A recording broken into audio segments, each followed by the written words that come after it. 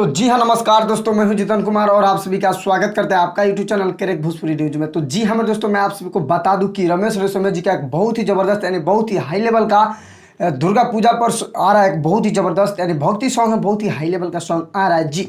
तो इस वीडियो में शुरू से अंत तक बने रहिए और जानिए कि कब होगा रिलीज और किस तरह से रिलीज होगा, मैं इस वीडियो में आप सभी को जानकारी दूंगा।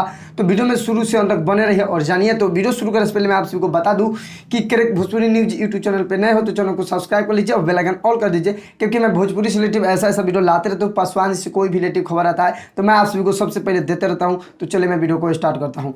तो जी हाँ मेरे दोस्तों, मैं आप सभी को बता दूं कि पासवान के सुपरस्टार सिंगर रमेश रेशमिया जी का एक बहुत ही ब्लास्ट बहुत ही हाई लेवल का सॉन्ग आ रहा है जी। इस सॉन्ग का बोल है जो कि इस सॉन्ग का बहुत ही जबरदस्त का सॉन्ग है जी, बहुत ही हाई लेवल का सॉन्ग है। मैं आप सभी को बता दूं कि भक्ति सॉन्ग है जी, दुर्गा पूजा के ऊपर सॉन्ग है जो कि बहुत ही जबरदस्त का सॉन्ग है। और मैं आप सभी को बता दूं कि बहुत जल्द इस सॉन्ग आने वाला है जी। अभी तक इसका रिलीज डेट नहीं आया, बहुत जल्द हमारे और आप सभी के बीच आएगा।